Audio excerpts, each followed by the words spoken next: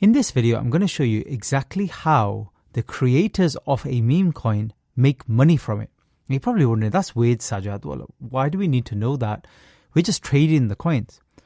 Well, it's really important you know how they make money from this as well, because then you can kind of understand how well a coin might do. You'll understand more how rugs and scams happen. You'll understand more as well if the coin's got longevity in future. How might that happen? Because the intentions of the creators of the coin are really important. And I'll show you why in just a minute.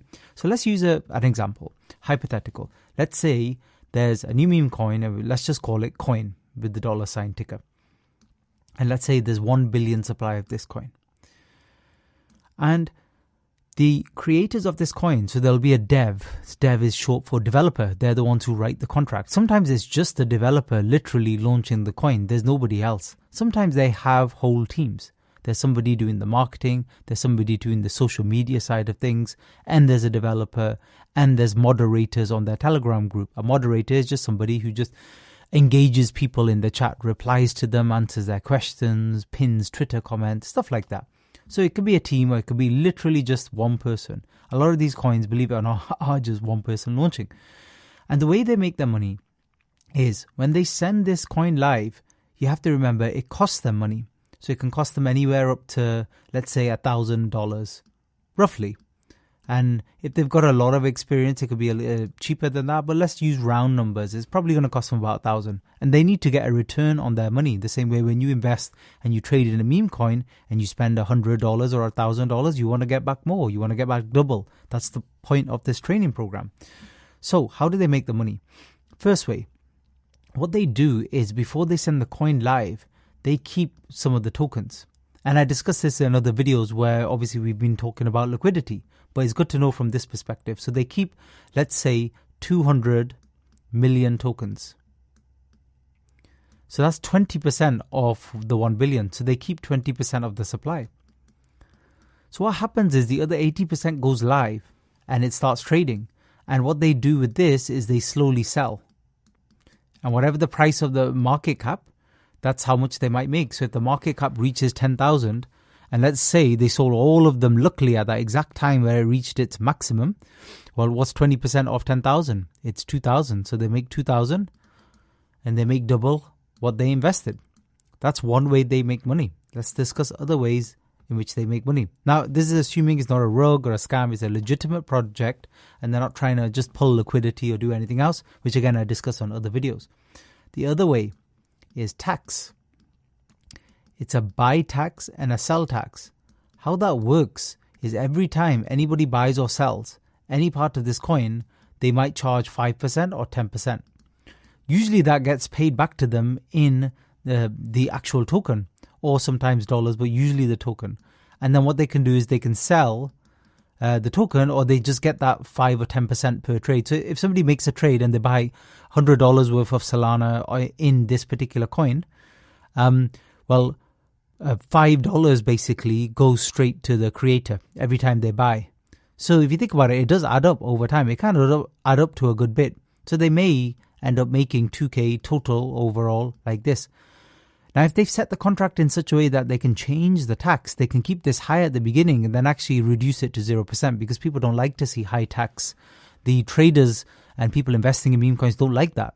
The coin doesn't usually do well. The ones that do well nearly always have 0% tax.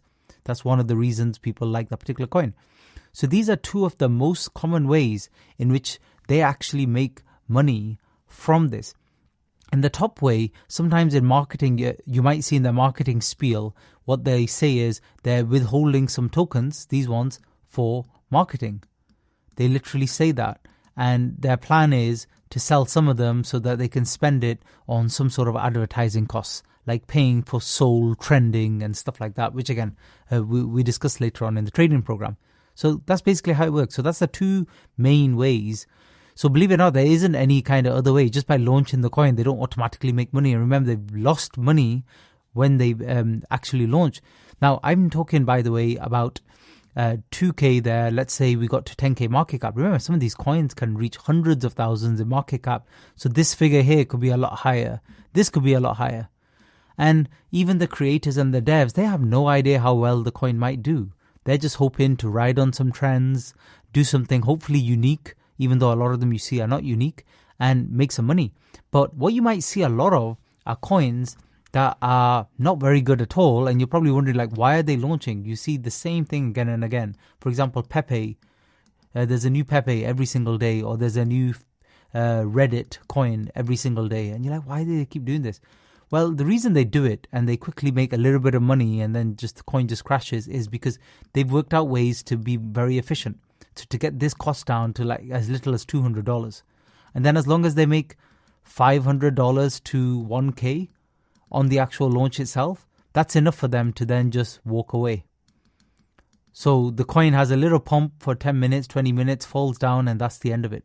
And that's enough for them. And they're happy, rather than trading, which is what I'm teaching you here, they're happy to just, they take all of that risk and do all of that work, getting the coin set up. And as for as little as 200, that's including website, marketing, everything, by the way, contract, everything. Little as $200, flip for 500 to 1,000, and then just walk away. So those are the main ways. I mean, this is not like comprehensive. There are technically other ways. So, for example, one of the other ones, a little bit more indirect, but it might be later on if the coin's doing well, they launch things related to the coin. They might launch NFTs. They might make a bot, like a trading bot, that people buy or do, they get some tax for, they get some fees, transaction fees for, much like BonkBot actually. Or, so NFTs, bot, what else? Maybe merch, maybe merchandise of some, t-shirts and cups or something with the picture of the token logo on, stuff like that. So that's obviously if they get a little bit bigger, maybe they'll do some brand deals as well. The list is endless. But hopefully that gives you an idea, like immediately. This is why when we're doing our scanning of contracts, we check to see how much the team are holding in terms of numbers of this 1 billion. Because we need to know how much they're holding. Because if they're holding too much, it's risky for us as investors because they could suddenly sell 20%. What do you think happens when a team suddenly sells 20% all at one time, suddenly in a collection? Well, the price goes down. It plummets rapidly. And it can fall easily 10, 15% or more. So that's why we kind of need to know this stuff. But yeah, like I said, not comprehensive, but these are some of the main ways that the creators and devs make money from the collection. Thanks for listening.